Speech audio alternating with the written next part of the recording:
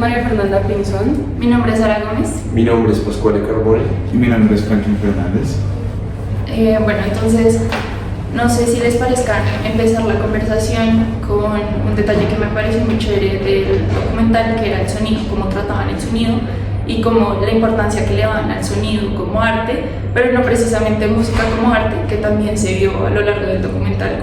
con pequeñas danzas y cantos tradicionales que mostraron de la cultura, sino como el sonido de lo común. Entonces, el sonido del trabajo,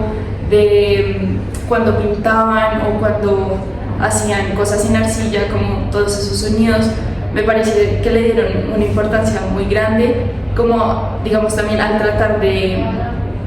decirles a las trabajadoras cuando estaban masillando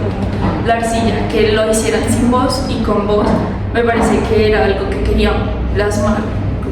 como arte, como que querían resaltar a lo largo del documental.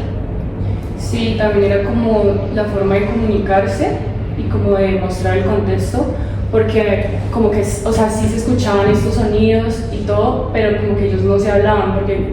o sea, me da a entender el documental que no se entendían, o sea, como que el artista solo hablaba con una persona y ellos les comunicaba como al resto pues del pueblo malí. Entonces, sí, o sea, como que se comunicaron por medio de estos sonidos que hacían a través del arte, pues cuando estaban haciendo este mural, estaban totalmente en silencio todos y simplemente se escuchaba como, pues, el sonido cuando hacían las cosas del barro. A mí también me parece importante esa parte del sonido que se representaba, cómo lo intentan capturar, especialmente pues aprovechando que tienen como los recursos para crear obras utilizando esto. Y me hace recordar al hecho de que esta obra o lo que estaban realizando en esta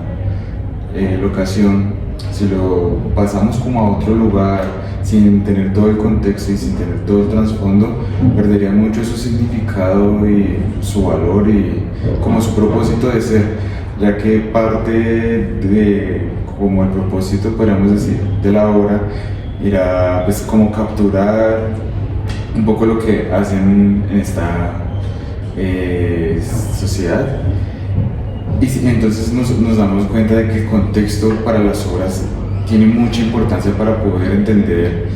el trasfondo del por qué se están realizando tales acciones o por qué tiene tales trazos, por qué se está intentando plasmar ciertas figuras, a qué quieren llegar a dar a entender, pues, varias interpretaciones, pero a la vez es curioso como el por qué este mismo contexto nos puede limitar en la comprensión de la obra, puesto que por la falta de información y porque como no se vivió en el momento, hablando pues como de este tipo de arte que intenta como capturar un momento, pierde mucha información y por ejemplo se pierde el sonido en obras más antiguas. La tradición oral se fue perdiendo también precisamente por eso. Entonces el arte más efímero tiene un valor agregado mucho más importante, puesto que hay más elementos de información que pueden llegar a la persona que percibe esta arte.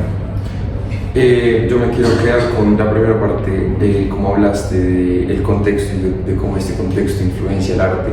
Y de acá me parece muy interesante, ya que el arte es una unión de todo lo que uno percibe y todo lo que uno ve, todo lo que uno ve, todo lo que uno huele, todo lo que uno nota con los cambios de luz, todo lo que uno escucha, y de ahí nace el arte. Y es por eso que el arte es como una historia narrada de la historia de la humanidad, porque tú ves como el arte antiguo, ves el arte rupestre, ves el arte moderno y ves los cambios de cada contexto que hayan vivido. Entonces siento que es muy importante eso, y siento que hay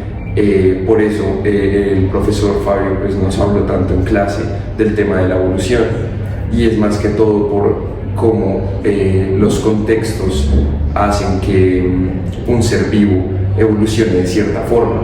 porque es de la misma forma, porque es que tú evolucionas también con lo que tú ves y con lo que tienes en tu entorno, te obligas a evolucionar de esa forma. Por ejemplo, explicaba que el ser humano desarrolla una vista completamente, o sea, con los ojos en la parte de enfrente, que es algo raro en la naturaleza, y lo desarrolla porque necesita localizar, necesita tener mucha perspectiva, necesita tener mucha profundidad, necesita saber, por ejemplo, donde necesita saltar para coger la fruta en la antigüedad, o sea, así tenían que hacer. Entonces como que el contexto es lo que como influye en el desarrollo de las personas y el contexto es lo que influye también en la pintura. Y por eso pues todas las pinturas en cada contexto de la historia son distintas y tienen, tienen sus características específicas, porque igual es como pues, la historia de la humanidad va evolucionando también. Y ya. Sí, pues como por último para agregar, lo que decías, como el poder que tienen las pinturas de mostrar su contexto, y eso se vio pues en el documental cuando, si mal no recuerdo, fue uno de los franceses que dijo que no había visitado nunca África y que lo único que conocía de África eran los cuadros de Malik, creo, de Malik. Él era el artista, entonces él como que hacía esa interpretación del contexto por lo que había visto que otra persona había pintado. Entonces realmente es como mucha información muy potente de ni siquiera estar en un lugar y considerar que lo conoces por ver este tipo de imágenes y este arte tan expresivo. Sí.